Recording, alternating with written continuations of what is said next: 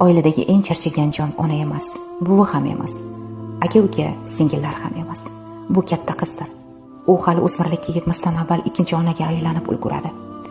Uni doimo boshqalarni birinchi o'ringa qo'yishga, yetuk bo'lishga, mas'uliyatni zimmasiga olishga, fidoyilikka, hech kim sezmagan hissiy yuklarni ko'tarishga o'rgatishadi.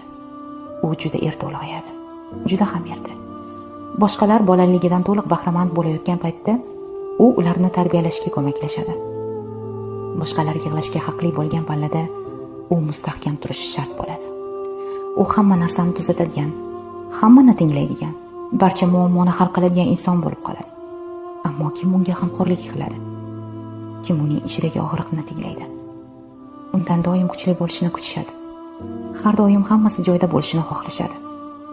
Ammo uning qalbi aslida holdan toyadi. U jim holda qurbon bo'ladi. Yopiq eshik ortida yig'laydi. Sinadi. Ammo baribir davom etadi. Chunki u katta qiz. U shikoyat qilmaydi, taslim bo'lmaydi. Lekin bu unga og'riq yetmaydi degani emas. Uni holidan xabar oling. Uni quchoqlang. U ham mehriga muhtoj.